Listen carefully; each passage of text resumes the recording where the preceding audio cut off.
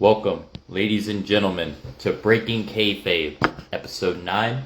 I am your host, Larry. Got my Pepsi here. And I'm very excited for this. This is Breaking Kayfabe, Episode 9, with our ninth guest, Mr. Hobbo Hary. And if you have never checked out this man's work, I strongly suggest you do. He is a hell of a talent, extraordinary competitor, and I am very honored that he has given me the time of day for me to interview him. And whenever he is ready, he will join us to get these on the road.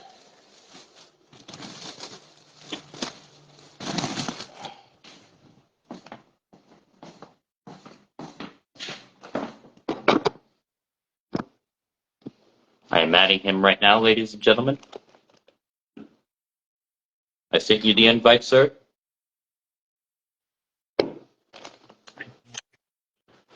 Hello. Hello.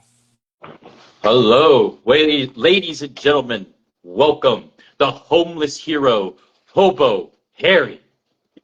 I am. Hello, how are you doing today?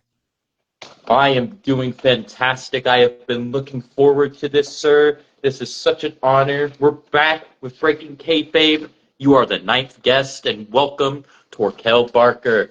Welcome, sir. All right. Yeah, love how are you? I'm happy to be on. I'm cool. I'm one of the early guests. So it's exciting to be one of the first ones to see how far you go. So I'm excited. Thank you. Long distance too. I was surprised when you hit me up and when you told me where you were from. So it's really cool. I discovered you through the internet, and I've done my research on you through YouTube and other platforms I was able to find your stuff on. Welcome, Okay. Jimmy Clements. Hi, Jimmy. Friend of My yours, brother. I'd imagine, yes? Think so. Yeah. Yeah. Well, everyone's fine. Well, this will be shown to people on my end and your end. I made it public. And whatever you would like to say, whoever you would like to bring on, this is your interview, brother. We can do this. This is yours. That's the main thing. This is your interview. Thanks. And I think we could get this started by answering one of the biggest questions I usually ask everybody. What inspired you to become a pro wrestler, and how did you get started in the industry? Okay. So, you want the short story or the long story? I assume in podcast, long story. You could But say it could be as long as you want it to be. I had an interview that was 4 hours. I don't want to go that long, brother, but we'll a little bit. Uh, but no, so I went to college for audio production. Mentally, I was just not prepared for college. Like, it's just sometimes you go up being like the kid that goes to college, do you think that's what to do? But I just not ready for it. And I back into wrestling. I was bullied out of liking wrestling because I worried what people thought about me at the time. And so I got back into wrestling, and that's kind of when I discovered independent wrestling. And I really liked a guy named Chuck Taylor. Chuck Taylor, he was funny. He was like this at the time too. He was this little emo kid, like I was. You know what I mean? And like I was like, man, like I really related to that guy. It's like, well, if he can do it, I can do it, kind of vibe. And so I dropped out of college much to my parents' dismay, and I then decided to become a professional wrestler. And the way that happened was that was a 2 year journey. So when I dropped out of college, my dad he had just had shoulder surgery, and he had to get like someone to drive him back and forth to therapy. And I got that someone happened to be a trainer named Sonny Deeds, Dirty Sonny Deeds, and he told him about me, and so I got in there and I started training, and I started working with guys like he was his name now is Bad Banks, and then guys like Keelan McMurphy, Rob, I think Rob Big Time now is what he goes by, and Kevin Birmingham was also a big part of that time. And then about 6 months in, my school shut down. and I was like halfway through my training. So but then that was bought by someone named Franco Varga. And then about 6 months later or so, they brought back the school. It was Franco Varga and Sonny Dietz, and that's where I got my green light. And then after that, I went to another trainer named Hobbo, and that is now who I consider my trainer. One of my best friends in wrestling. We go out, we play disc golf together. Like, I love this guy. Short story is Marco. Yeah, I mean, long story is that long. Like, this is how journeys to wrestling begin sometimes. I'm not the only one who had to wait so long, go through so many schools. But short story, Mark Hollow, Dragonfly. He's been wrestling for years. He's trained me, really made me who I was. I keep a lot of the wrestling philosophies, a lot of wrestling's like mindset and philosophies I have are from him. So yeah, that's how I got into it. That's the long story of how I got into it. Thank you for that. Thank you for that. And I think everybody else that's watching is happy to learn about you, sir. And for those that don't know you, can do their research into you. And Daniel Guzman Hey, has joined us. Welcome, sir. Papa Dop, how are you? I just saw that picture. I told you it would work. I told you. Can you tell us about your training and preparation for your first ever match? Oh wow. So my first ever match. It was way after the first time. The first train, Frank Vargas was like, man, we need to give the kid something because he was working hard. Let's give him something. So I dressed up as Santa Claus. I came out. I gave everyone like candy canes and stuff, and a hero came out of the ring. Kayleen McMurphy. He he came and he called me out, and he just beat Santa Claus up. And that was my very first match. And after that, I pretended to be a fan. I proposed to go, and the same guy just comes and beats me up. So after that, I did a couple other matches, and then maybe a month or two later, my very first match was Hobbo Hary, and man, I wish I could remember the names. I wish I would have wrote it down. That's one thing I didn't do that I'm trying to do more is write down what matches I have. And but I was told maybe an hour before the match, like, hey, we need you to get your stuff. That character we've been working on, we're doing it now in a triple threat. And we started, right? We start the match. It goes well. I guess I'm not the ring once. Well, actually, someone got a bag of chips and threw the bag of chips out, and that's what I chased. And I came back in the ring, stepped up, and my knee popped. Debut character, like my first like actual match. The other were like side character matches. It was a nice experience, but this was my first like character full pro wrestling match, and my knee just pops in the Wow. beginning. First 5 minutes of the match. When it happens, it's always the first 5 minutes. It's always the beginning of the match when I get injured. I don't know if any other wrestlers like this, but if I ever get injured, it's in the beginning or right before a big spot that I have to be like, all right, let's go do it. You know what I mean? But I finished the Yeah. match. Luckily, everything was fine. I didn't miss too much time, so I was happy about that. But man, it was definitely an exciting match for my first, like, full-on character match. Well, that's awesome, sir. I know that you have done quite a bit of work throughout your time in pro wrestling, and you have faced off with many of talents, and you have teamed with many of the best. How Yeah. did you, how did you come up with the ring name, Hobo Harry, and what does it mean to you? Okay, so Hobbo Hary was definitely a character at first given to me. When you first start training and everything, you definitely, a lot of times the character's kind of given to you or worked up with you from your trainer, and obviously like worked with you and talked about it. But just a lot of times they'll give you this character, and a lot of times you stick with it. I am someone who stuck with it for about 8 years now, but it was given to me. He got the idea from I've never met this man. He told me he's got permission from him from a guy named Homeless Hank out in California, actually.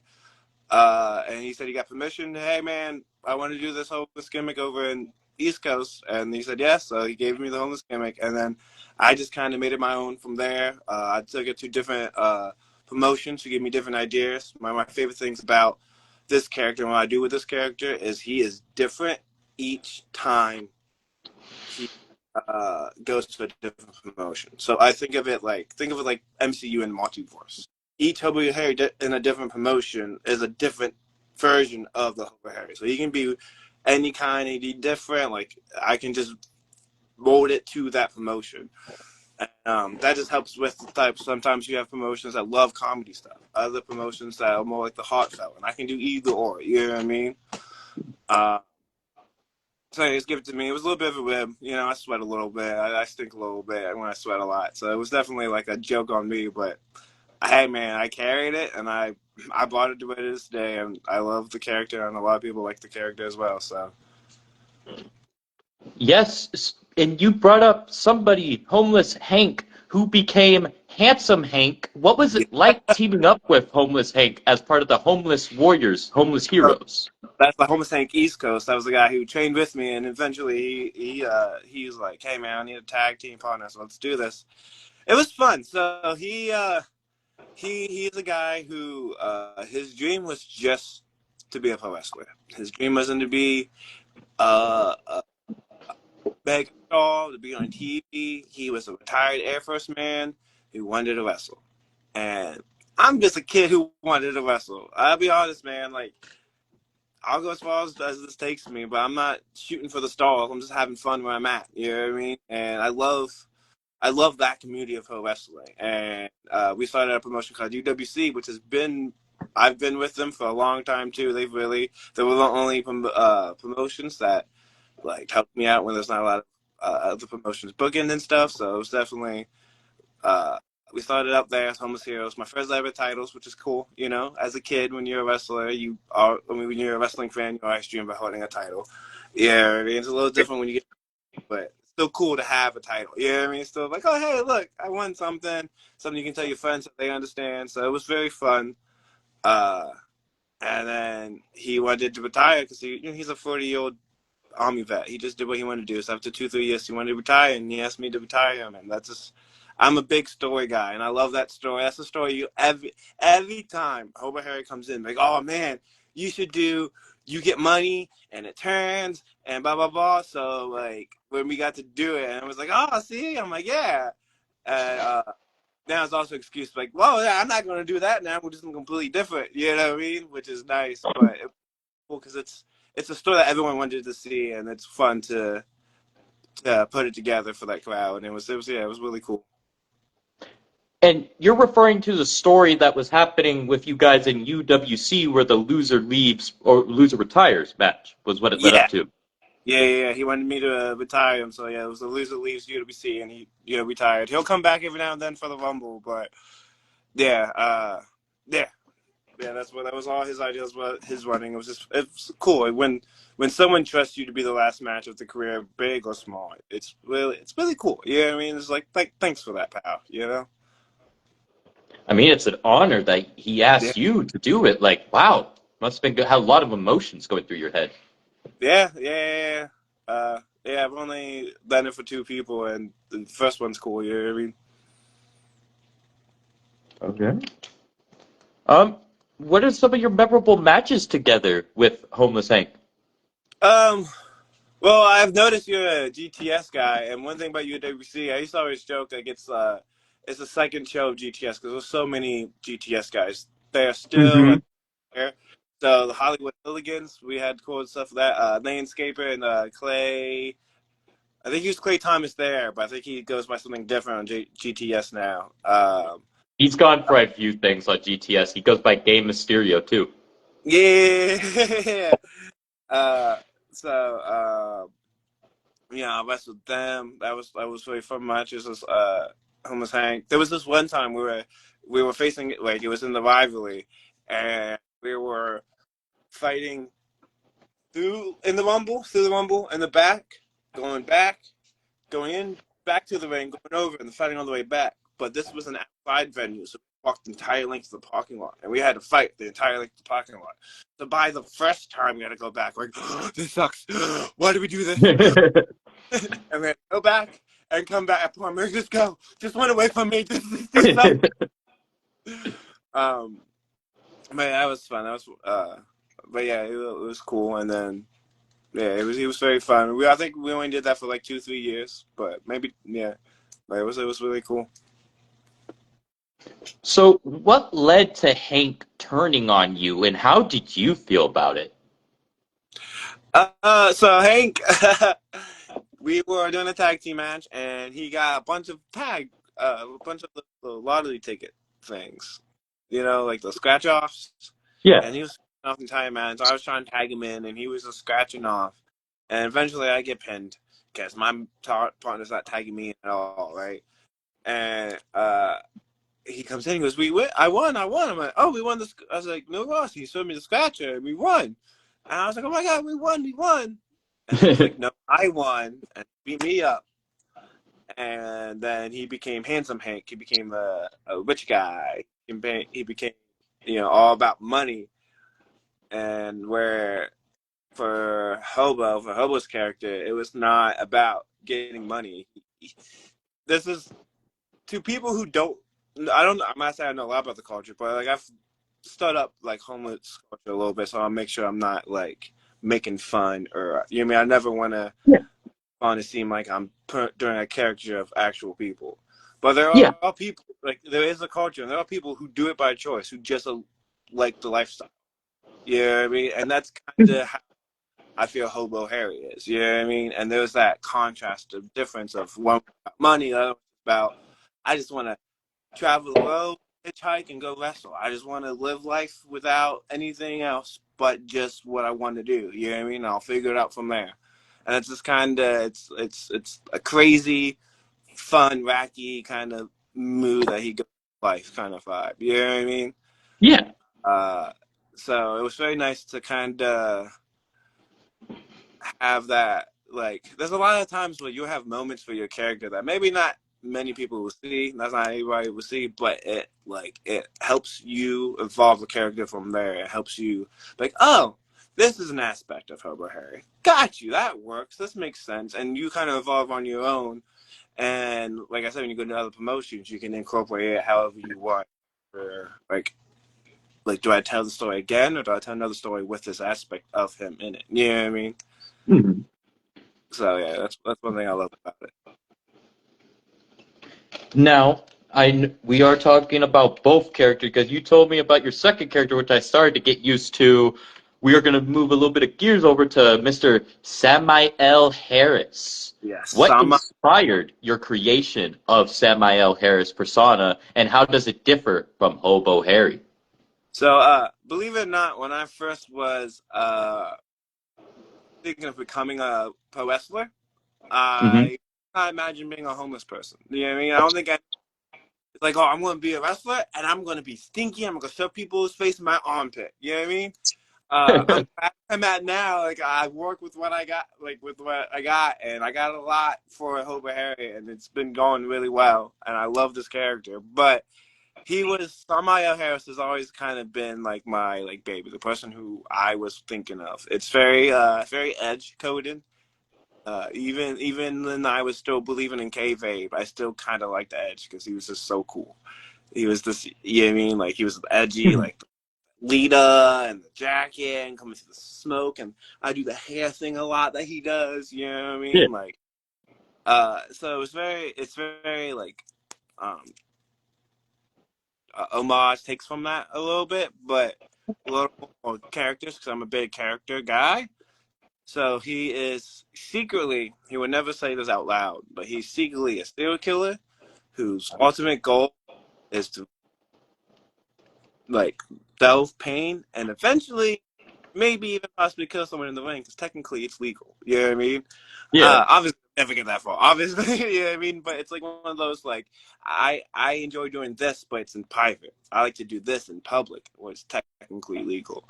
You know what I Yeah. mean? And it's a creepy like scary vibe. I do promos on houses that you don't know if it's my house or someone else's house, stuff like that. You know what I mean? It's also very Mhm.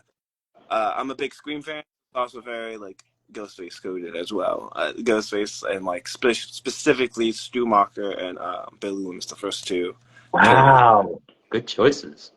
Um, I love the like it was the like Billy was like the calculated like this is how we do Uh-huh. it. He was just like, but wait, there's more. You know what I mean? Just the crazy, and I love like when they both all one and combine, and you don't know how you're gonna get it. Yeah. Uh, but yeah, so the thinking behind him and why I bring him in is, like I said, everyone comes to me and is like, hey, for Hobbo Hary, he should win money and become a bad guy. So I do what everyone says because I want something different. We all know that story. You just told me the story. You know what I mean? Yeah. So, at risk of sounding like oh, everyone loves Hobbo Hary, but everyone loves Hobbo Hary. Hobbo Hary is a lovable guy, underdog, like positive, always happy no matter what. He just goes through life with a smile and does best he can. Right? I say Hobbo Hary is my ADHD unleashed. He just goes. You know what I mean? Full send. Yeah. So what if I flip that like instead of like being all positive and happy, he's hateful and he's angry now. And you don't get Hobbo Hary. Hobbo Hary's dead now. I'm not gonna be all out in the crowd. I'm gonna be to myself. I'm gonna care about me. I'm not gonna care about anyone else. I'm not, you know what I mean? In a way where now all they want to see is Hobbo Hary. That's who they want to see. So they hate Samael more because I'm not giving it to him. And like so in UWC, I've turned like 2-3 years ago, I think, about somewhere around there. They still chant Hobbo Hary at me. They still like it's to the point where people see me as Samael, but they know to chant Hobbo at me for some reason, and then they eventually ask her, but like they get the context clues as you know, I always still stream it Yeah. out there. But they still chant this character at me and want me to go back. So it's definitely a transition character to where like it also gives Hobbo Hary the transition from he's just a lovable, goofy, complete comedy character to okay, he can be serious in the ring. He can actually do stuff. And then once I go back to Hobbo Hary, like I just did 3-4 months ago in 1CW, that's my main promotion. It's like okay, he's back. We're glad he's back, and he's wrestling like he's believable in any spot you put him. Now Hobbo Hary's in on the joke now. Hobbo Hary is doing this because he knows. He knows now. He's inside on. He knows how to wrestle, but he also knows to mess with people's brain. Now instead of being an asshole about it, he's just being like, "Oh, smell me! Ha ha ha! Look at my foot! Ah, whoop!" You know what I mean? Like Yeah. stuff like that. So it's a very much like a needed transition. Sometimes Hobbo would get in that like it's happened multiple times where I just get paired with other baby faces and I'm just like, let's go. You know what I mean? It's like, okay, let's do something with him. Let's not get lost in the sauce. You know what I mean? Like, which can happen Yeah. with sometimes. So you have to switch it up and then go back. And that's kind of what I did. And that's kind of my thought, my feeling behind like why I have these two completely opposite. Like it's the Eric Young and was it Super Young or Super Eric?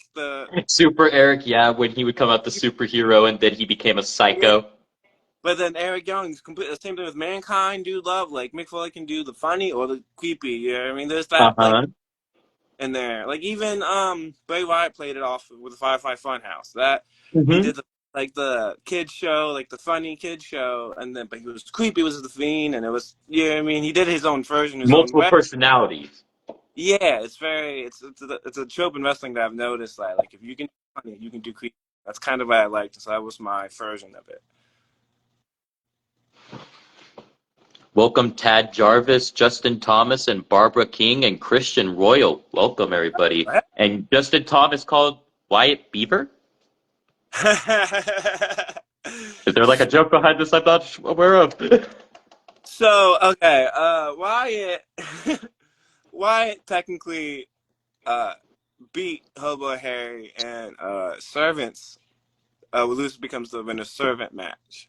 Oh. Yeah, so everyone's asking of whether or not Hobbo Hary got permission from him, which I would here to say he did because he's promoting the new Tag Team Championship one. That is Wyatt's first ever tag team run, and I want to give him a big shout out because that man, Wyatt, for real, works hard and he just loves every recognition he gets because he's a really cool guy. I was proud to be about that moment.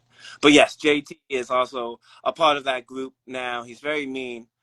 Uh, he tries to look serious, but sometimes you Yeah. can't be.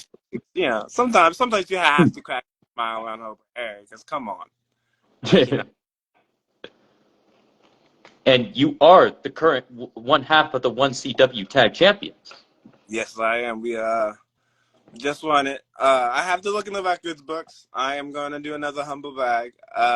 I until it's officially declared, I will say I have held the most tag team championships in 1CW. I think I am a 4-time tag team champion.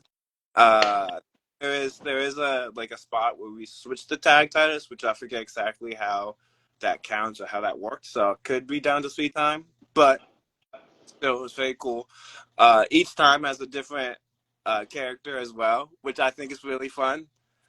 Uh, so I always think that I think that's a cool little tidbit. But this moment was really fun. Like I said, why I've known him since he started training. I've helped him train. I've helped train him. I'm a trainer at 1CW Dojo. Uh, with like Sean Collins and Mark Harlow, he had a part in it. Miles Millennium, we all had parts in it, and like Wyatt's journey, right? And but like he tagged with me. We've jumped down jerseys and UWC with me, and this was his first title. And he was someone who was told by like other schools that he just couldn't do it. And we told him you have to put the work in. You can always do it. You just have to like it's gonna be hard.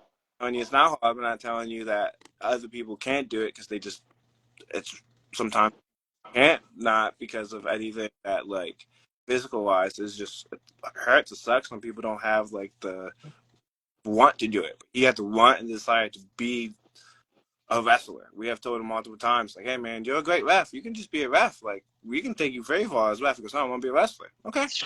Fine by Yeah. and I hope this last show where we made a big show about it, we made sure to tell them like, man, you're a wrestler. Like I give students this like little speech is like, man, this is what you wanted as a kid, is to be a wrestler and a champion. Yeah, I mean, like I said, it's different. It is different when you're in the business, but you can still enjoy it, especially your first one. Enjoy it, man. This is what you wanted as a kid. You have a championship. It's cool. It's fun. You know what I mean? It's Yeah. not. Yeah. It's not the end all be all now. Like you know what I mean? Like as I always say, as long as it's part of a story, I don't care. You know what I mean? Yeah. But it's still fun. It still shows that like, hey, we respect you enough to say, hey, you're gonna be back and you're gonna be a storyline and all show. You know Yeah. what I mean? So yeah, it's very cool. I want to give my ups to Riot, man. I am so proud to see his journey through it and to see how he became a pro wrestler. It's really cool. You guys are heroes in and out the ring. Like, I don't know if I'll go that far, but thanks. Appreciate it. Hey, I see you wrestlers as heroes and underrated, especially the ones you guys do out there on the indies, busting your asses. I appreciate it. Appreciate it. Like I said, it's not for everybody. Anyone can have the chance to be a part of wrestling, but it Yeah. definitely takes putting desire and want and ability and like you know what I mean. Yeah. It takes a lot. It takes a lot, but it's a lot of fun as well. And you talk about story, and I think we will hear a good story from this one. Can you tell us about your time in the Horribles, which became the Harris Three? What was it like being in these two groups? It was really cool, and I was really hoping you were going to ask about this because this is the second we time met. Me, but to that, so that is how I went to um to Samai Harris and 1CW. We had also became the 1CW tag champions eventually. Had a really good feud against Chris Wyatt and Tiberius. I've been chokeslammed by Tiberius Asante so many times. That man gets you so hot. Like I don't know if he's actually built, but when I'm in the air, I swear I'm 10 feet in the sky. So he has to be at least like 7 feet. Like this man is tall and his arms are long. So when we get up there, we get up there. But it's fun. I always it's always fun. Like I said, like have a storyline and wrestle guys 3-4 times in a row because you have to make it different each time. and it's fun to see other people work. Like this isn't just like, oh look at me do my art. Like let's Yeah. get my brain merge with his brain, merge with their brain, and let's see what we do. It's really fun. So but yeah, so we were the Hobbles, and then eventually somehow this kind of becomes a pattern. So someone adopts Hobbo Hary, turns into Samael, and then he betrays them. Because I also kind of did that Kyle Payne at BC, but it's fine, it's okay. But so I Marco, and I took Wyatt with me, along with some other friends of the Horribles, and I left some other friends of the Horribles gone to the very side, and then I beat up Mark, and as like I said, the Onyx, Marco is my trainer. He, I love the man to death, and he chose me to take his boots off and put him in the middle of the ring, and he has, yeah, he's. As far as now, you know, never say never.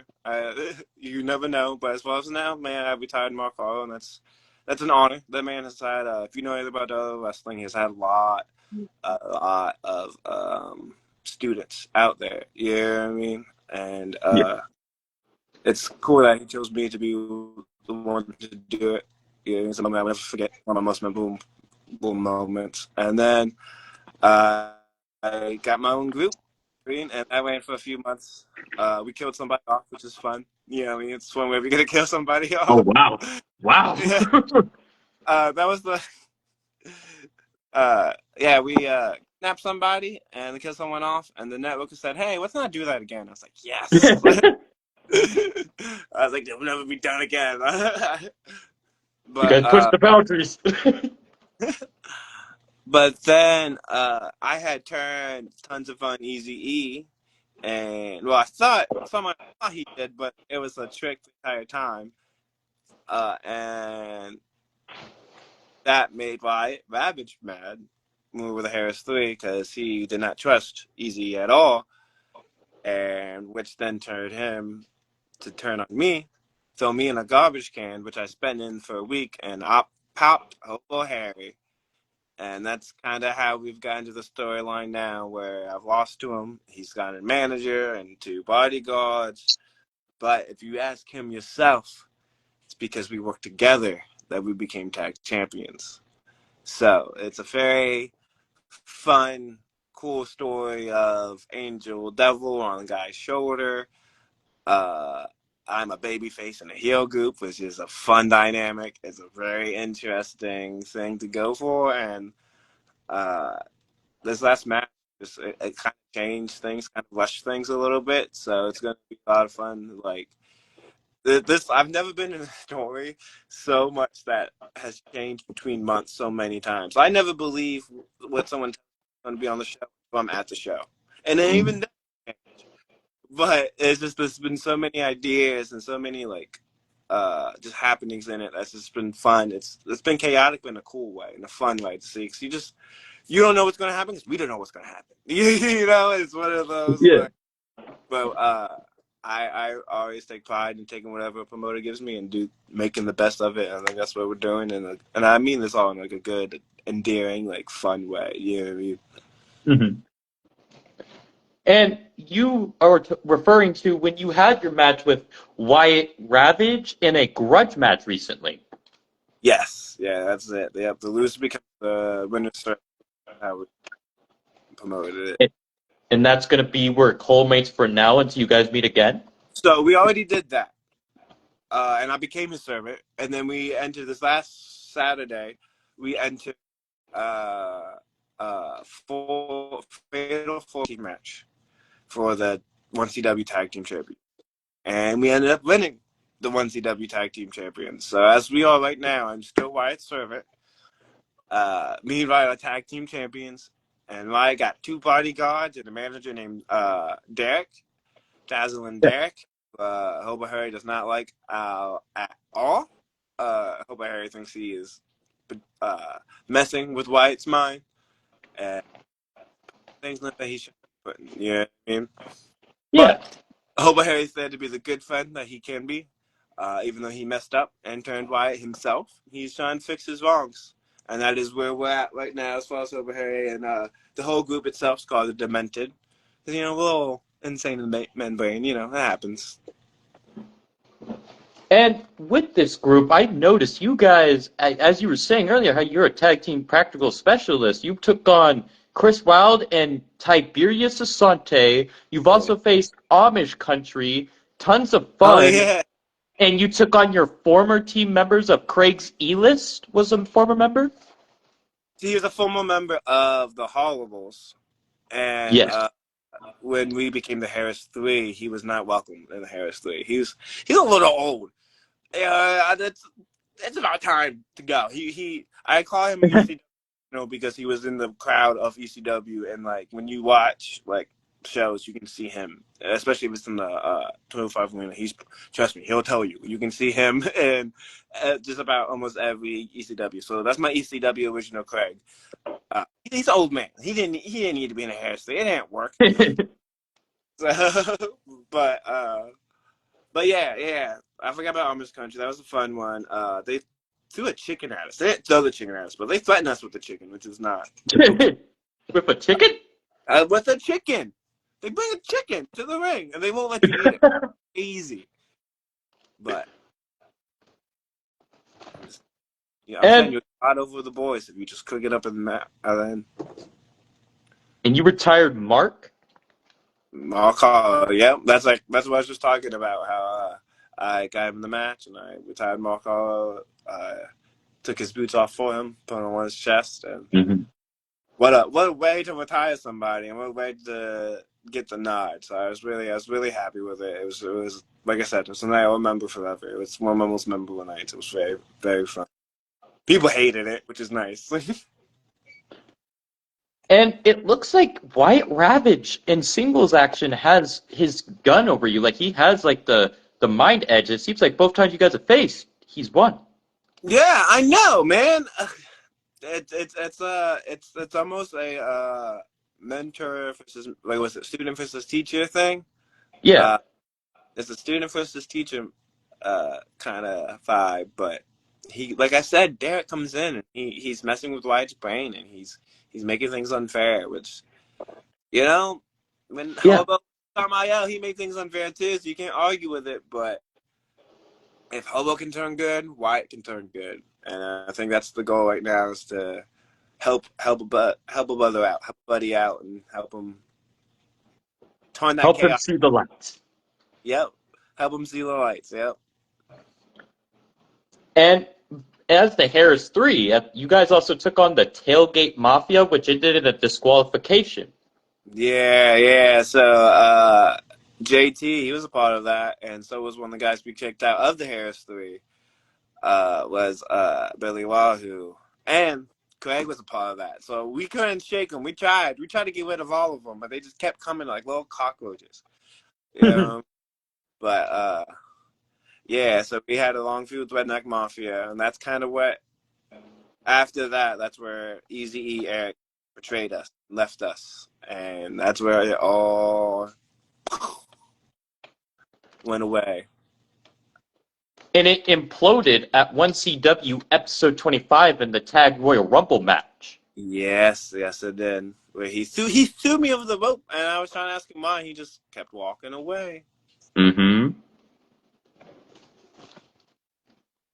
And you were also in a massive tag match at the Blue Rock Stadium for 1CW? Yeah, so I was hoping you'd talk about that spot. Yeah, that was fun. I never saw that Blue Rock at a stadium before. I'm a baseball fan. I'm not big into sports, but I like baseball. Baseball's cool. And we did this. So so as a comedy wrestler, right? I do classify myself as a comedy wrestler. I love it. Yeah. I love doing anything that will make Jim Cornette. Right? So when we were like, hey, let's do an 8-man stunner. I was like, let's do an 8-man stunner.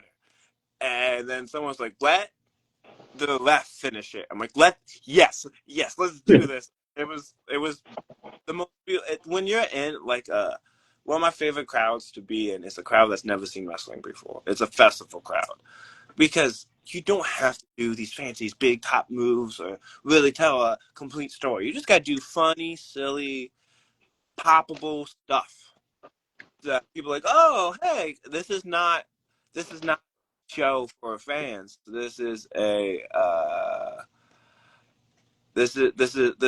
advertisement for our main shows. So let's just give them fun stuff to be like, I want to go see that guy. And if you don't see it, like that's funny, then like just keep walking. Yeah.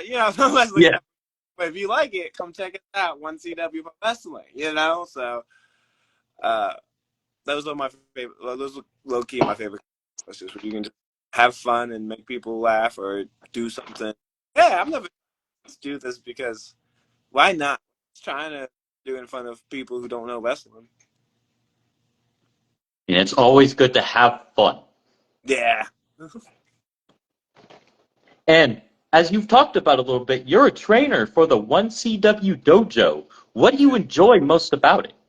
So yeah, I'm an assistant trainer at one dojo. I do mainly I do a lot of like one-on-one like basic stuff. Right now I have a lot of personal life stuff going on, so I'm not able to make it as like often as you usually do. Yeah. But I do enjoy one thing I do enjoy is just watching people grow. Watch like when they click and they get it. You're like, yeah, see, I told you. If you just keep doing that, you know what I mean? Or like, hey, you got it, good job. You know what I mean? Like it's Hmm. watching them grow and seeing who sticks around. You know what I mean? Uh you're never wanting someone to leave, but a lot of people will try and then just I guess I just can't do it and leave, and then so if you stick around, that means something. So like I equate a lot to like I wrestled in high school, right? Yeah. And I had a good wrestling team in high school. I was a decent wrestler, but like I wasn't the best, but like I liked wrestling, so I stuck with it. And we would have, since we were a good wrestling team, we would have probably like 40 people for us to try out. And then after 2 weeks, that 40 people went to 20. And you would have like football players, like stocky, like look good football players, but it's just not the same muscle workout. It's not the same kind of conditioning. It's just not better or worse. It's just different. And then you will see that, like, oh, no, I can't do this and go. It's almost like that with pro wrestling. It's not exactly what you think. There is conditioning and working with it, and like it hurts. This shit hurts. You know what I mean? If you can't deal with certain pain, no, not like no, like oh fuck you kind of. But like, yeah, okay, it's not for. But so it is fun to see like, hey man, I see you've been sticking around for 3 months. Keep it up. You know, keep coming. Obviously becoming 6 months. Now we think you're going to be here for a long one. Let's go. You know what I mean? So it's fun Mhm. to see who makes the cut. It's almost like a brother system. You know what I mean? It's the hazing without the hazing. It's the, hey, can you just handle this? If you can't, come on. We'll work with it together, like always. You know what I mean? Hmm. So It's yeah. team effort because you're not the only trainer there, yes? Yeah, so the trainer now, it's a head trainer, Sean Collison, and the main assistant trainer is Miles Millennium. Sorry, Miles. Miles Millennium. And like I said, I'll come in there probably once every 2 weeks, a couple times a month, as much as I really can right now. And I'll go and I'll like, so we do like drills on the line. I'll pick a line. I'll go to the new guys and I'll help the new guys out and I'll work with them. I say, oh, hey, do this different. Or let's try this different. You know what I mean? Until I'm able to get back in there like at a constant basis. You know what I mean? But that's the one thing I do love. So like, I consider myself a hobbyist. I'm not someone, like I said, I'm not someone just going to shoot for the stars. I like doing this. This is my public theater. This is my release. This is, you know what I mean? Like I say I'm a hobbyist. This is a little more than a hobby. This is my passion. This is something that I do feel like I need to have a happy life just to keep doing. But I don't need to be in WWE. That's not what I'm Yeah. shooting for. Happens awesome, dude. You know what I mean? But I'm not. I'm not trying to be a world champion. So uh, as far as Sean and Miles, they're more serious than this. Sean Carlson, he's on NWA. Miles, he's pushing. He's on Indies every weekend. You know what I mean? So I am a certain cap. So if you're a hobbyist, man, I'm your guy. I'm your guy. Like me and him, we go on together because we're just hobbyists. And I love getting people to a point to where like, hey, I'll give you advice. I'll tell you what I think. But at this point, go go talk to Ron, go talk to Miles, go talk to other people. You're ready to fucking do this and go where you want to go. Shout out Jacob Favorite. He's a man. You know what I mean? Like, I'm gonna come to you now, but hey, how do you feel about this move? And we've done that before, and like. I'm someone who's okay with that transition. And it's fun to have that transition of like, hey man, you're getting better than me. Oh, don't Mm-hmm. if I say that because he's not better than me, but he's getting.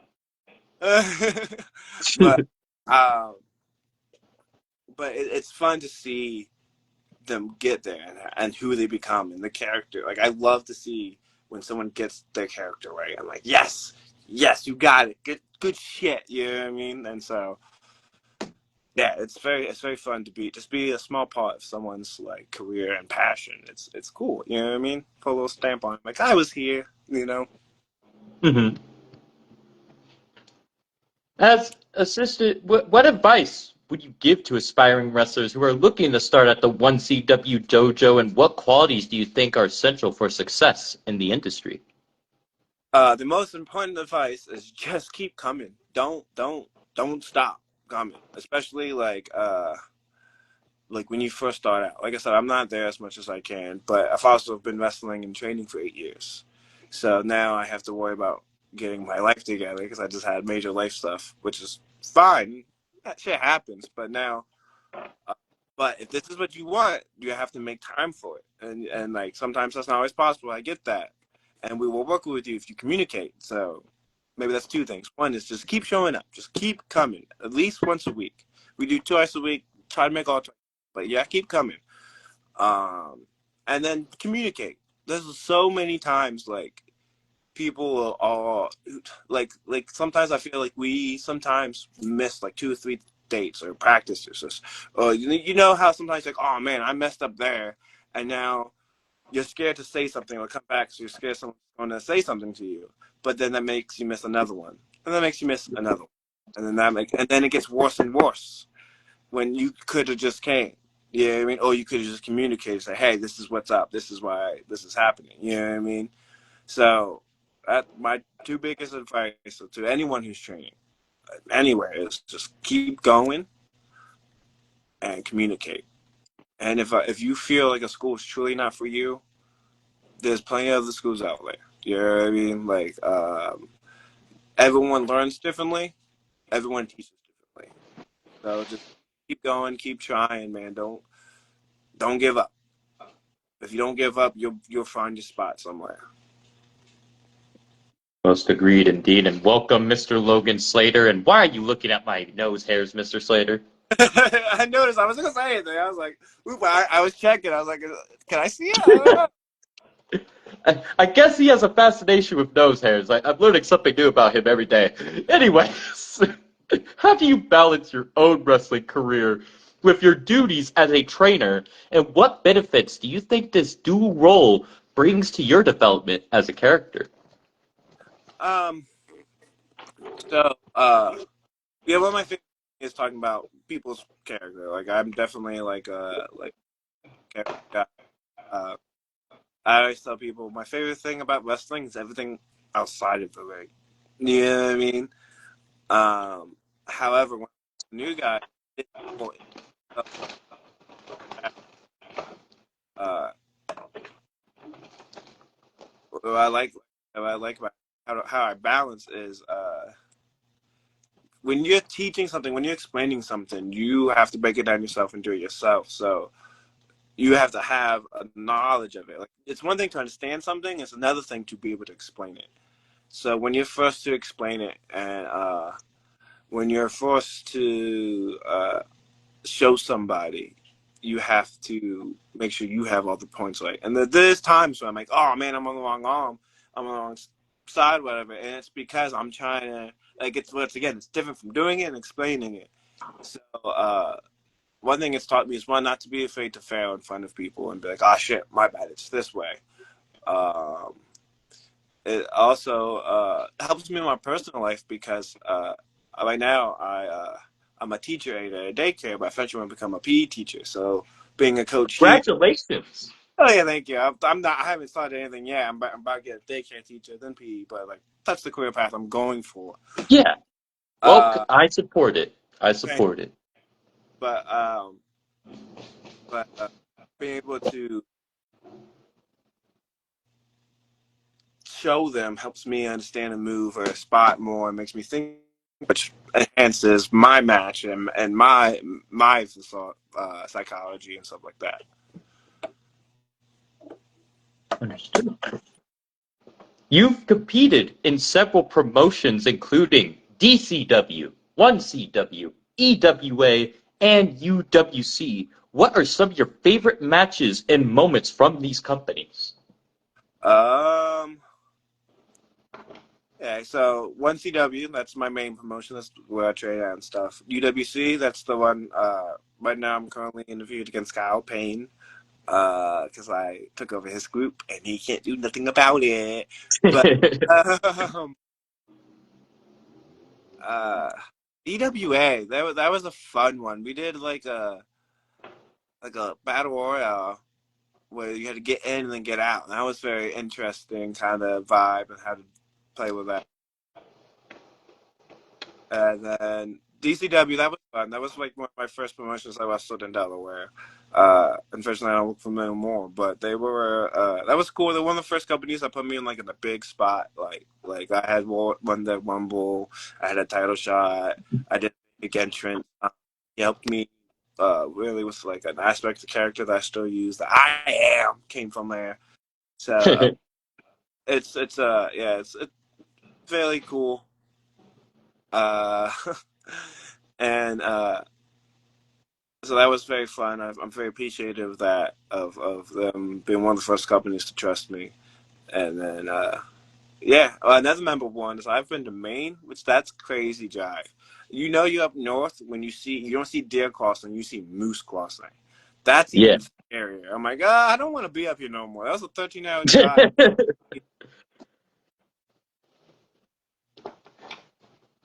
How do you think independent wrestling differs from larger promotions, and what opportunities or challenges does it present? Uh, actually, I want to say I heard Chelsea Green say this, and ever since I heard her say this, like it's made so much more sense to me. Independent wrestling plays to the audience, and TV wrestling plays to the TV. So Mm. I always tell people, like non wrestlers, like people, like, oh yeah, I'm like, oh I know wrestling, it's kind of wrestling. I'm like, no, come to the show, come to an actual show, because yes, in like TV wrestling, you can participate in the show by the chance and stuff like that, but you don't see as much jaw jacking to a person or crowd, or you don't see too much like personal interaction between um, people. The way they do that is they'll call someone out, or they'll say, "Hey, you know what I mean?"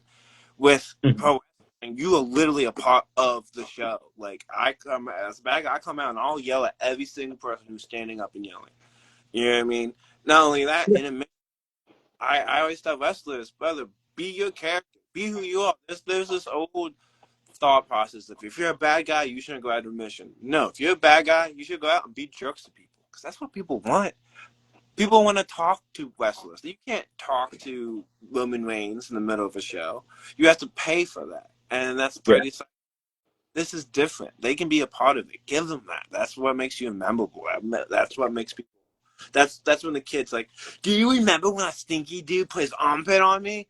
You know what I mean? Like, that's even more memorable than the. Oh, do you remember that 450 splash? You know what I mean? Yeah. No, it's when you're taking that picture. It's when you're talking and interacting with them. Give them that, and that's what I think the big difference between indie and television wrestling is, and that's like that's fun. That's what I love about it. I get to. I used to be a mascot when I was in high school, and like you can mess with people, and they don't know who you are, and it's accepted because you're a mascot. So I can just ruffle some kid's hair and look, ah, stop! It's a mascot. Yeah, if I did that looking like this, I'd be arrested quick, and understandably, you know what I mean. But as Yeah. a way, I can say the funny, weird, quirky things, and it's under the context of, oh yeah, he's funny, weird. we can accept this, and it's great. It's awesome. You know what I mean? Like it's being another person for 2 hours. So cool. Ronald King, welcome, sir. He says, "Glad you're back, Hobbo." Bye, Samael. Yeah, he hates Samael. It's okay. Guessing you would torture him as Samael, huh? Well, he feels like he would be Samael would be a disappointment to his father. He's more of a fan of Hobbo Hary. Yeah. Understood. Welcome, Mr. Mighty. Good to have you, sir. Hi, Mike. And are there any particular promotions or companies you're looking to work with in the future? Whoever have me. Right now, I'm kind of happy with these two promotions until I figure things out. I do plan on at one point going for another one for it. You know what I mean? Like really trying to hit the weekends, hit the roads, really go. But I just need to figure things out first myself, and then. But right now, I'm happy where I'm at. If anyone wants to hit me up, and I'll never say no. You know, Yeah. like reaching out and really promoting myself huge. I promote myself for the promotions I work for. Happy where I'm at right now. But honestly, one dream of mine was always to be wrestling at a gathering of the Juggalos. Uh, I'm not the hugest juggler. I wouldn't consider myself a juggalo, but I like JCW. It's very fun. I'm a big Tech Nine fan. I know of like other Juggalo rappers, and like I don't hate it. I would love to wrestle, and I would love to be a part of it. I mean, I feel like Hobbo Hary fits perfectly. That's a totally different kind of Hobbo Hary you can have in Yeah. Juggalos, and I know JCW is really getting like a boost and stuff. So you know, it's a little bit harder, I guess, to say to get in, so which is fine. But man, that would always be fun just to wrestle at a gathering. Why not? When you say JCW, you're talking Juggalo Championship Wrestling, right? Yeah. Do you think you would love to go do their style of hardcore? Yeah, so I'm not like a huge like deathmatch guy, but I like hardcore stuff. I've done hardcore matches, and like I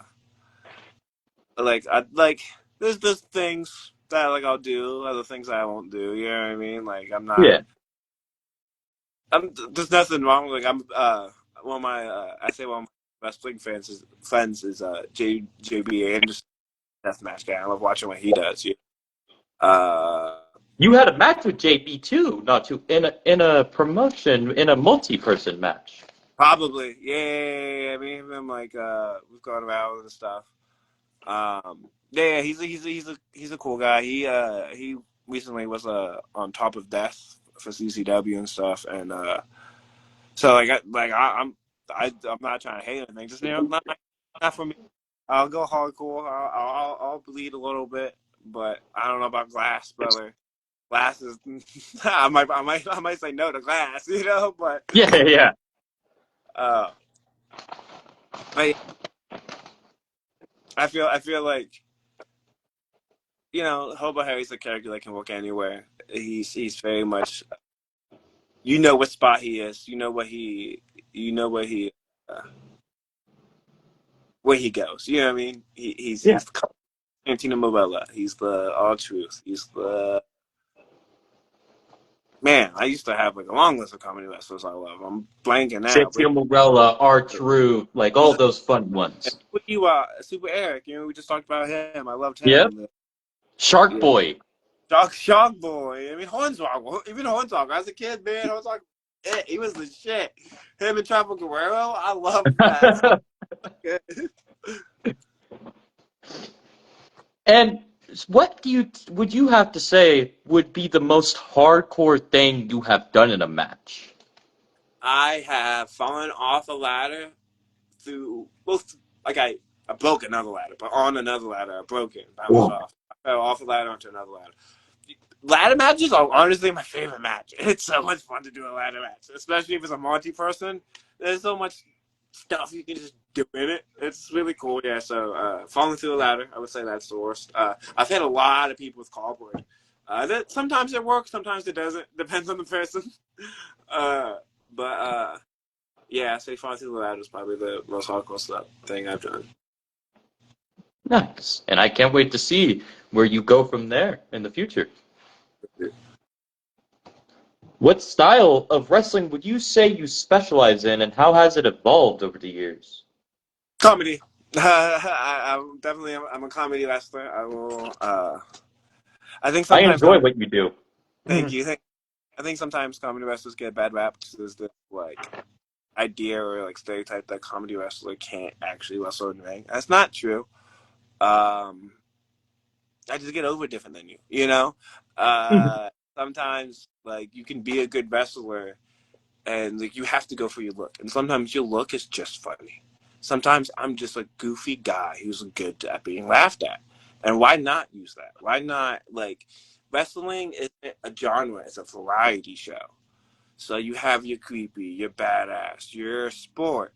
You can have funny, and like throughout like years. Like I can name anyone like any year like there's some kind of funny spot. The Rock, you telling me like that's damn near a comedy gimmick because he made you laugh every single time. Yeah, he was a badass and stuff like that, and like especially in the ring. But man, you were waiting for the next joke coming out of Rock's mouth. Yeah, I mean that's what got him over was he was cool and funny. That's damn near a comedy gimmick. Same time we look, R-Truth got his job back because everyone loved him. Mm-hmm. Comedy, you know what I mean? Like, I, it's it it gives you a breath of fresh air. It mixes up. So if you have serious, it gets tiring after a little bit. You have serious, a little comedy, serious, then it works. And then the Mm-hmm. funny guy, he's also unless you're doing a heel funny, which can also be, but if it's a baby face funny, 9 times out of 10, that's your underdog. That's the one who's gonna fight from behind, and that's a story in its own. You know what I mean? That I've done that where it just builds and builds, so people want him to be. You know what I mean? To be up there because he just entertains. You know what I mean? It's all about entertaining. It's not about being the most badass. It's about getting the crowd you. If that's because they think I'm funny, well, that's because they think I'm funny. You know? So that's Mm-hmm. starting on my little comedy rant. But Hey, I respect it. I think no matter if you're comedy or not, I feel like you do great at what you do, and you love to entertain people. exactly. Thank you. Who are some of your biggest influences in wrestling or even outside of wrestling, and how have they impacted your career? Uh, so as far as like I think I've definitely told you about my influences on my Hobbo Hary, Santino, Mm-hmm. R-Truth. The confusion aspect me and me and Archie's been running that back and forth for years. I'm not saying like I've been doing confusion, and I love when he does confusion, and I'll take things from him, and make them my own. But the confusion thing is very like I'm like I see. I said that's same comedy, same kind of humor. Uh, so definitely our truth. Uh, Also, every time I talk about truth, I want to shout this out. Hell, NWA World Champion storyline run. Oh my god, dude, that I love that entire story. I loved his run in NWA up to like to his like champion run. He became Shamrock. That was awesome. Big on truth guy. A big Walking Killings guy. Outside the ring, Jim Carrey. I love Jim Carrey. He's my favorite actor. He's very over dramatic. He moves in very different ways, and he always goes back and forth for like left and right. Mm-hmm. So I'm very over dramatic like that. Okay. Chris Fox, another one I really like. Tommy Boy, such I always watch Tommy Boy. I don't care where, when, or how. If Tommy Boy's on, I'm watching it. And then just my natural humor and like honestly it's gonna sound weird, but my ADHD, like I said, I spend so many hours masking and trying to like hold it in. When it's out, I can just let it out and just figure it out and just go from there. And whatever I do, I do. I do things without knowing I'm doing it till I'm doing it. And you know what I mean? Always in a good way. Always, But yeah, it's always yeah. It's fun to let it out and see what happens. Can you walk us through your preparation for a match and from choosing music to perfecting moves? Okay. Uh, so usually on show day, because usually I wrestle with UWC, I have to get there to help set up. And that's usually 2 hours. Uh, and then officially to prepare for a match, I'll depends on who. Some of my hair, so I listen to some music. He's a little hard to get into a little bit because does come from a place of hate, and I'm not a hateful person. So Yeah, like, I kind of take time to like channel him, I guess, and like kind of get into character. Hobbo Hary, uh, I just have to warm up the vocal cords a lot because he talks like this. He goes, "I am a lot," so I'll walk around, making noises, yeah. kind of get into the voice. I'll warm up my knee. I had knee surgery in high school, so I had to make sure that's doing good and safe, and make sure I feel good there. Yeah. I don't do many push-ups, stretches, or anything like that. Just kind of get in the character, start scratching. Just kind of like if I'm the match before, I'll be in the back and just kind of scratching, getting ready. Moveset, I definitely try to keep it super like simple to I can do it to anyone for the most part. I try to do like elbow, arm stuff. I do a lot of knee stuff as well. Feet stuff. Anything where stuff smells. The knees is just more of an impact thing. If I need an impact move, I like a good code breaker or knees in the corner. Stuff like that. If I want you to smell me, I'll do a splash in the corner or wave my armpit at you, stuff like that. Catch you with my feet. You pull a Grim and Tommy, you do the skin tag city. Outside of wrestling, what do you enjoy doing in your free time? uh, I have a video with son, so I love hanging out with him, playing with him. Can you Uh, please repeat that? I have a 3-year-old son. Uh, Nice. uh, his name is Samael. Uh, I changed the name when he was born, so it's after him. Samael is actually crazy. I named my son this, but he is the archangel of death and destruction, but the good one, not Satan. It's weird to explain, but but it's just a cool way to say Sam. So that's why we chose it. But I love hanging out with him. And then I'm a big music fan, big music lover, like anything music, uh, any genre, whatever. I love going to concerts, live concerts, stuff like that. And then, yeah, it's just 420 Fenley. I like audiobooks and podcasts. Simple guy. Well, we are here honored to have you at the Shadowed City, and we support you. Thank you. How do you stay motivated and focused on your career goals?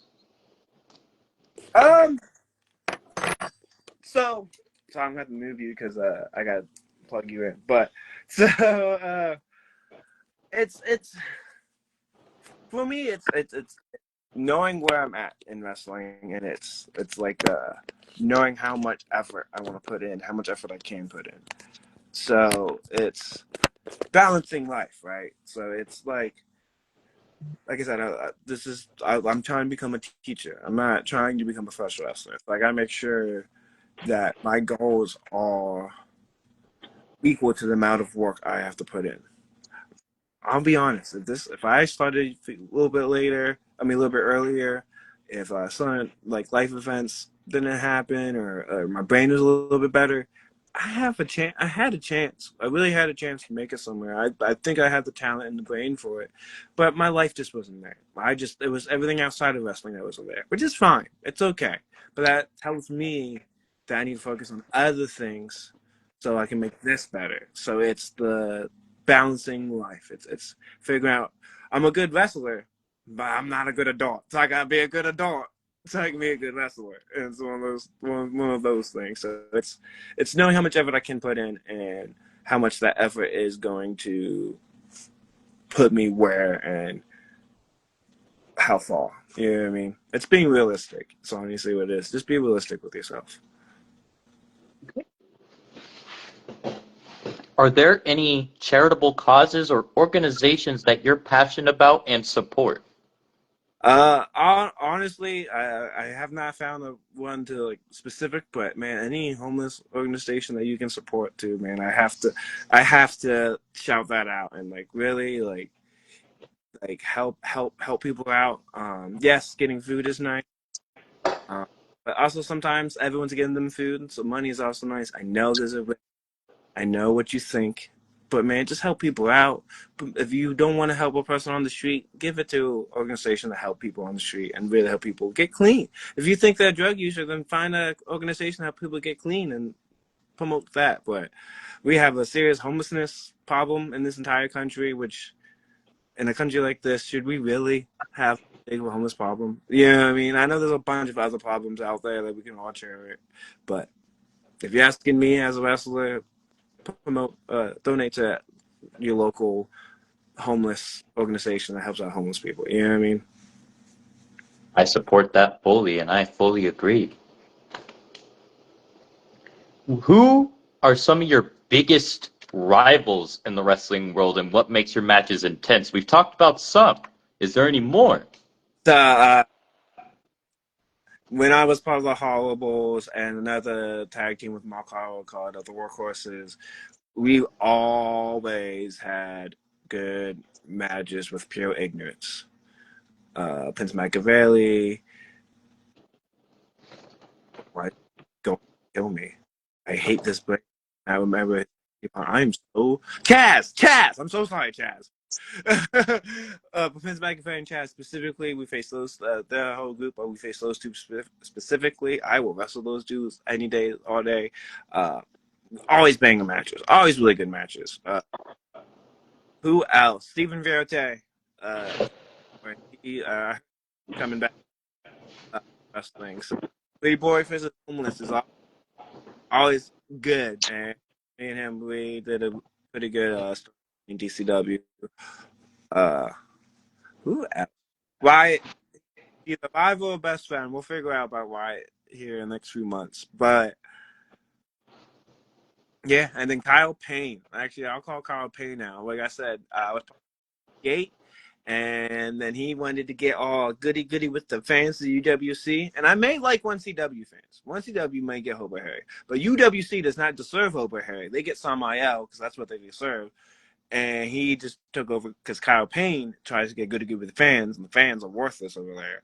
So yeah, he had to go. So right now I'm going against Kyle Payne and two people he chooses in October at UWC, but I don't care who. He's going to die. I mean lose. And this is some of your upcoming feuds and rivalries, I'd imagine. What other ones are you going to be having and are excited for? So 1CW, man, I'm really hoping to get these dates like I made sure to remember it, but that was an hour ago. I want to say October 11th is 1CW. Check us out on Facebook, Instagram, YouTube, 1CW Pro Wrestling. We got a tag team Yes, title. follow 1CW, UWC, Yep. DCW. And then I don't look at DCW anymore, unfortunately. Like UWC, I want to say that's October 3rd. UWC, like I said, I'm going Kyle Payne, two others, and then a new Paris 3 at UWC. Come and check it out. So, promotions I'm currently looking for right now. So those are the two spots I got 2 dates in October. You can come see me. But if you want to see Hobbo, gotta go to Delaware. If you want to see Samael, gotta go to New Jersey. Also check us out on YouTube. UWC's Joe Bulls 500, 1CW, CW Pro Wrestling. Welcome, Nick Wood. Welcome, Travis Edwards. Welcome, welcome. What are some of your any more memorable matches or moments you would like to tell us about in your career? Hmm. Hmm. So I'll go back to like a funny story.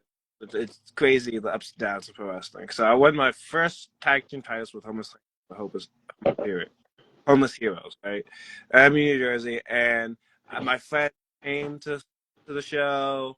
My training came to the show. My family was there. You know, like I said, it was your first title. It's a big deal. It was a lot of fun. My fiance at the time was there, and then we're on the way home. We're on the turnpike, and we just and then we go over the bridge. And once we go past the bridge, we start feeling it, and my tire had a hole like this big in it.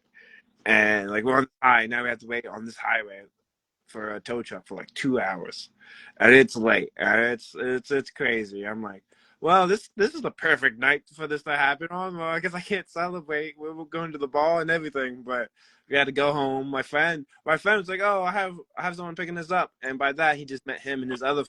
They left us. Okay, well, now what we gonna do? But yeah, it's just crazy. Like so the ups and downs of pro wrestling. What do you hope to achieve in your wrestling career, and what legacy do you want to leave behind? Man, if this is a kid or adult in Delaware, like so one thing I've came to learn is, man, you know Delaware, you know Hobbo Hary, and that's cool. And that's all I need, man. I I helped someone become a wrestling fan, and I know of a couple people that I've really helped become a wrestling fan. Um, I and when I like a few years ago, my girlfriend, her little sister, she was getting out of wrestling. Then she learned I was a pro wrestler, and now 8 years later, that's her thing is pro wrestling. Like she cried when AJ Lee came out. She weeped when she saw Roman Reigns live. She weeped when she saw Seth Rollins live. You know what I mean? Like that's her thing, and that's cool. When I find out that people like pro wrestling, they like me, and like I'm a reason why they like pro wrestling. That's all I need, man. That's all I want. To we have someone who's training with us now that I found out when he was younger. He watched DCW, and I was his first like favorite independent wrestler, and now he's training with us. Makes me feel a little old, but that's cool. Yeah. Yeah, that's awesome. That's what I want, and that's what I. So like, I'm happy. I'm happy with what I've done, and I'm happy to do more. You know what I mean? It's such a personal connection at this level of wrestling. That's really cool. It's wonderful. In your opinion, how do you think your characters have impacted the wrestling world and your fans? Uh, like I said, if you know the wrestling, you know Hobbo Hary. And I know that's not huge, but that's a nice little slice for me. That's cool for me. And I think for the Delaware wrestling fans, it's that's a funny dude. He's hilarious. Come check out Hobbo. Like he's hilarious. You know what I mean? Yeah. And I'm cool with that. I'm cool with me bringing joy to people. Me making people laugh means I'm letting them forget the stresses of the world for just a little bit. You know what I mean? Hmm. What's the craziest or most unexpected thing that's happened to you during a match or show? Like I said, when I debuted Hobbo Hary, my knee popped within the match. That was crazy. Um, there was another match where the guy pushed me and this other dude in the match, and we just kind of turned into each other in an accident, and my nose just started gushing, and that's Oh, yeah, like just. I'm like, I didn't get hit that hard, and this wasn't necessarily like a no blood organization, but ah, this was like a family friendly organization. So I had to like hide, go to the spots, and then hide. So there's not so much blood, but it's just gushing. I'm like, why is it going so bad? That's the day I learned that it was a blood thinner. I was like, oh, so I have a bleed because I take Adderall like as like medication, and I'm like, cool. So if I have a bleed, I might not take my medicine, or I'll take my yeah. medicine that day and get really good color. But but yeah, But that that's was by accident. That wasn't on that was purpose. acting. Yeah, that wasn't on purpose. That was an accident. We just knocked heads, and my nose just started bleeding, and it started like a waterfall. And you said you had to try to hide it. How did you try to hide it during the match, if you mind me asking? So it was a multi-man match, and it was like a fatal four-way, fatal five-way. So it was very easy to hit the spot. Boom, they hit me. Boom, I'm out.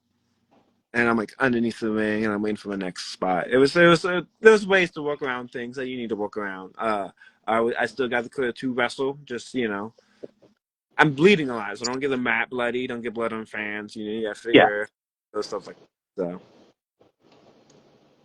understood. Can you share any funny or memorable moments from your time on the road or backstage? Hmm.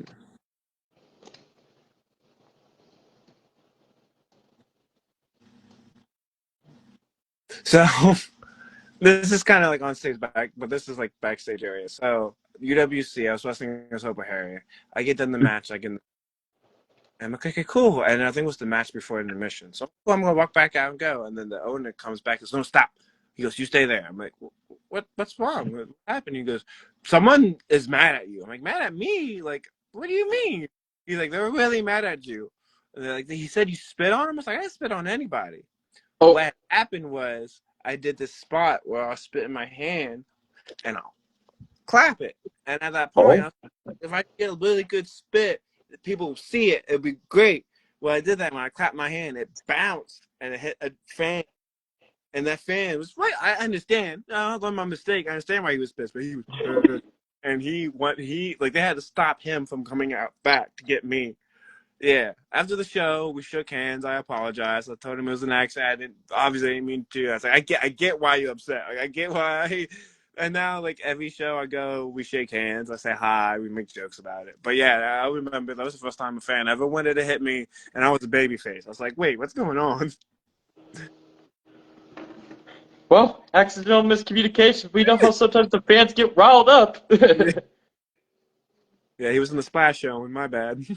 Hey, hey, everybody makes mistakes, right? What are your plans for the coming years? Are there any big projects that you're on the horizon? I know that you said you have some stuff coming up in October and some good rivalries coming. Any other thing? No, just keep an eye on 1CW, WC. That's all I got right now. That's yeah, eyes on those. I'm very interested in what you'll say to this one. Are there any big characters that you're probably working on or experimenting with? um,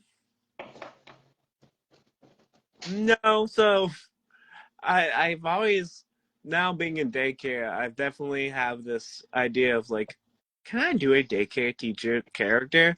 I haven't had the opportunity to or the need to make it yet, but I also have a few other characters in the book that I have done that I haven't done in a while, or you never know what comes out of this brain. I love a good character work. I love a good Mick Foley. You know, McFoley had three. We talked about two. So How do you stay connected with your fans and what role do they play in your career? um I do feel like I give off the feeling as one of the fans, anyone can do this.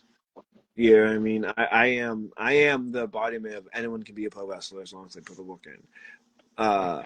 Both like me personally wise, and as a character. You know what I mean? Like it's one of those he can do it, anybody can do it type of thing. And I think that's hard to get behind. Yeah, that's the you see someone who obviously you're like, oh yeah, he's been told no multiple times, but still here. You're like, yeah, let's get behind him. I think that's how I stay connected is being humble and showing people who I am and showing people that like, yeah, I'm not supposed to be here, but I am, and that's both personal character wise. So I think that's how I think that shows. I think that's how people understand and honestly just hearing like just seeing how people cheer for me and like when they come to my like table tournament and just talk to me and say oh yeah and they joke with me or you have fans who give me money they know this is a character they know I'm not homeless but I go home with like money every single show because I'm like panhandling because you know that's what you do Yeah. but yeah, that's cool that fans know but they want to be a part of it so that's how they show that they're a part of it that's you know what I mean that's really cool. And this is the final question I have written down, sir. What message would you like to share with your fans or anyone who's just starting out in the wrestling industry? It's a lot, but it's worth it if you can go through it. Starting out the wrestling industry, like I said, just keep going, just keep figuring it out. And for those who want to be a part of it, but maybe not want to be a wrestler or want to try out, always, man, always go to your independent promotion. If you want to do more than just be a fan, say, hey, man, can I help set up? Hey, man, do you have a training school? Message them, and I promise you, 9 out of 10 promotions are going, yeah, you can help set up. Here's the time. So, and to all my wrestling fans, thank you. It's been fun. Well, thank you, Mr. Yeah, Hary. That was my final question for you, sir. And this was such a huge honor. Is there anything else you would like to say before we head off here? man, thank you. It's been a lot of fun. Everybody make safe, good, and fun decisions. Thank you again for coming on, and I hope to have you on again in the near future. Thank you. Anytime, just let me know. Sounds good, sir. And I can't wait to see where you go next, and I can't wait to see your upcoming matches coming up in October, you said, and where, Yes. what else? October and what? October, I'm going to say 11th and 18th. When Okay. CW Pro Wrestling and UWC, United Wrestling Coalition, is what they're called. Check us out on Facebook, Instagram, Twitter. Check out Hobbo Hary, Instagram, Facebook, Twitter, TikTok, all of that. You hear that, ladies and gentlemen? Go follow Mr. Hobbo Hary and go follow the companies he has been a part of. Go check out his work. And ladies and gentlemen, that was Breaking Kayfabe episode 9. And I hope everybody has a wonderful day, good night, good morning, good evening, good afternoon, wherever you all may be, in peace out. I am.